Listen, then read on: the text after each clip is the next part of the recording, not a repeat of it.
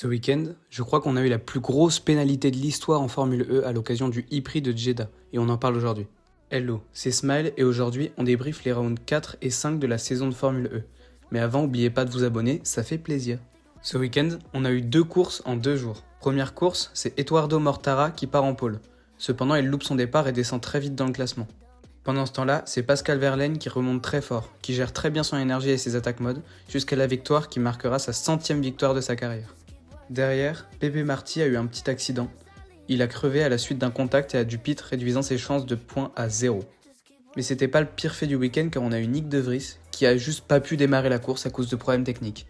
Entre les deux courses, il s'est pris une pénalité de 60 places sur la grille et un start and stop de 10 secondes. Il est donc parti de la dernière place à la deuxième course. En haut de la grille, c'est encore Mortara qui est parti en pole, mais c'est Da Costa qui joue très bien sa course et qui active son attaque mode très tôt pour remonter et rester à la première place. Derrière, Buemi et Roland se battent pour le podium, mais c'est Da Costa qui finit premier avec une victoire propre et sans discussion possible. Voilà, c'est tout pour moi cette semaine. La semaine pro, je vous fais un petit guide pour la saison 2026 de F1 avant la reprise. Dites-moi ce que vous en pensez. Et moi, je vous dis à la semaine prochaine et des bisous.